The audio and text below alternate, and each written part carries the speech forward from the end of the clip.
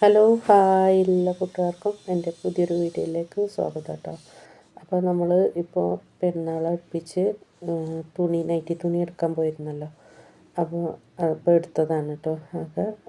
നമ്മൾ ആകെ 15 പീസ് എടുത്തിട്ടുള്ളൂ കേട്ടോ. അപ്പോൾ ഇതിന് തുണിക്ക് കുറച്ച് വില അധികമുള്ള തുണിയാണ്. അപ്പോൾ ഞാൻ 15 പീസ് എടുത്തിട്ടുള്ളൂ. അപ്പോൾ മോൾക്ക് ഒരു ടോപ്പ് തയ്ക്കാൻ വേണ്ടിയിട്ട് തുണി വേറെ എടുത്തിട്ടുണ്ട്. ഇത് നമ്മൾ തുണി എടുത്തു എന്നല്ല, നമുക്കായിട്ടൊന്നും ഇതുവരെ തയ്ച്ചിട്ടില്ല കേട്ടോ. അപ്പോൾ ലേസും കാര്യങ്ങളൊക്കെ വാങ്ങിയിട്ടുണ്ട്. ഇനി അത് തയ്ക്കണം കേട്ടോ.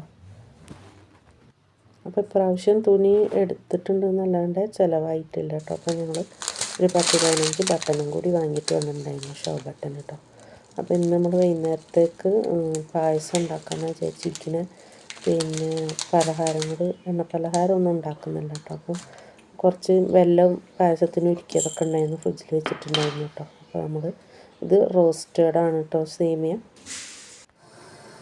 അപ്പോൾ പാലൊരു കപ്പ് നല്ല തിക്കുള്ള പാലുണ്ടായിരുന്നു കേട്ടോ. അപ്പോൾ എനിക്ക് 2 ഗ്ലാസ് വെള്ളമൊക്കെ ഒഴിച്ചിട്ട് അങ്ങനെയാണ് കേട്ടോ പായസം ഉണ്ടാക്കുന്നത്. അപ്പോൾ ഇന്ന് പിന്നെ നമ്മൾ ചെറുപയറിലൊക്കെ ഇടുന്ന പോലെ തന്നെ ജീരകവും ചുക്കും ഇതൊക്കെ പൊടിച്ചിട്ടൊക്കെയാണ് കേട്ടോ ഇടുന്നത്.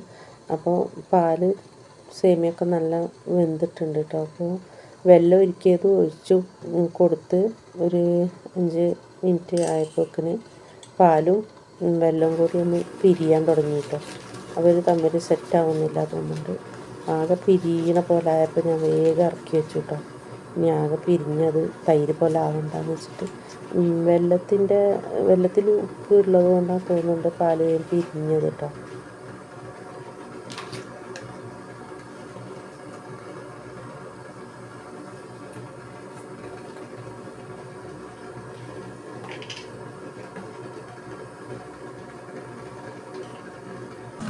അപ്പോൾ ഞാൻ പാല് പിരിഞ്ഞാൻ തൊട്ട് വേഗം എടുത്ത് വെച്ചു. കണ്ടിപ്പറ്റി മുന്തിരി വറുത്ത് വെച്ചൊക്കെ ഇടാൻ പറഞ്ഞു. പിന്നെയാണ് ഞാനത് ഓർത്തത് കേട്ടോ. പിന്നെ കണ്ടിപ്പറ്റി മുന്തിരി കൂടി ഇട്ട് കൊടുത്തിട്ടുണ്ട്. അപ്പോൾ നമ്മൾ ഇന്ന് ചപ്പാത്തിയാണ് ഉണ്ടാക്കുന്നത്. അപ്പോൾ ചപ്പാത്തിക്ക് കടലക്കറി ഞാനിന്ന് യൂട്യൂബിൽ കണ്ടതാണ് കേട്ടോ. അപ്പോൾ ഉള്ളി തക്കാളി ഒക്കെ ഒന്ന് പേസ്റ്റ് ഒക്കെ ഒന്ന് അരച്ചെടുക്കാൻ. അപ്പോൾ അതിലേക്ക് മല്ലിപ്പൊടി, മഞ്ഞൾ, മുളകും പൊടി, ചിക്കൻ മസാല ഇതൊക്കെ അതിലേക്ക് ഇട്ടിട്ട് നല്ല പേസ്റ്റാക്കി അരച്ചെടുക്കണം കേട്ടോ.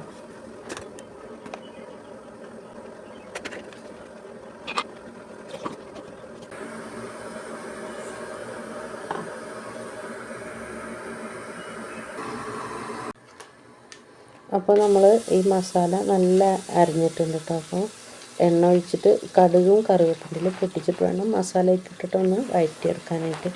ഞാൻ അർജൻറ്റിൽ ചെയ്തപ്പോൾ പിന്നെ കടുകും കറിവേപ്പിൻ്റെലും പൊട്ടിക്കാൻ മറന്നുപോയി കേട്ടോ.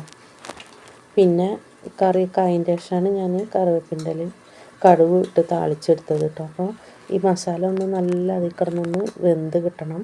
പിന്നെ അതിലേക്ക് കുറച്ച് വെളുത്തുള്ളിയും കൂടെ ഇട്ട് കൊടുക്കണം കേട്ടോ.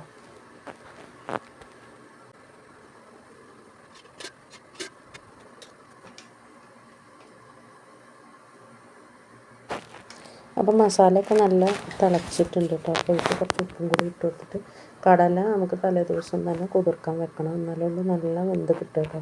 അപ്പോൾ അങ്ങനെ കടലയും കൂടെ ഇട്ട് കൊടുത്തിട്ട് നമുക്ക് ഒരു 4-5 വിസിൽ വെച്ച് വേവിച്ചെടുക്കാം കേട്ടോ.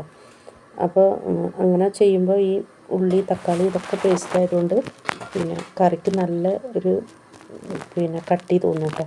നല്ല കുറുകിയും കൊണ്ടുണ്ടാവും. അങ്ങനെ കറിയൊക്കെ ആയിട്ടുണ്ട്. പിന്നെ ചപ്പാത്തി മൈദയും ഗോതമ്പ് മാവും വെച്ചിട്ടാണ് കേട്ടോ ചപ്പാത്തി ചുടുന്നത്. അപ്പോൾ കുറച്ച് ചപ്പാത്തി മക്കൾക്ക് കുറച്ച് ഭൂരിയായിട്ടാണ് കേട്ടോ ഉണ്ടാക്കുന്നത്.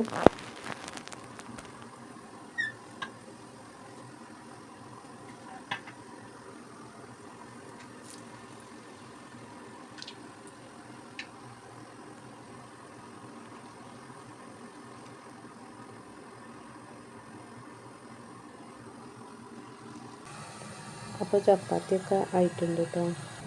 കടലക്കറി നല്ല തിക്കായിട്ടുണ്ട്. അപ്പോൾ നിങ്ങളിതൊന്ന് ട്രൈ ചെയ്ത് നോക്കണേ. പുട്ടുക്കും ചപ്പാത്തിക്കും പൂരിക്കൊക്കെ നന്നായിട്ടുണ്ടാവും കേട്ടോ ഈ കറി. അപ്പോൾ ഇന്ന് ഇത്രയേ ഉള്ളൂ വീഡിയോ ഇഷ്ടമായാൽ ലൈക്ക് ചെയ്ത് ഷെയർ ചെയ്ത് സപ്പോർട്ട് ചെയ്യാൻ മറക്കരുത്.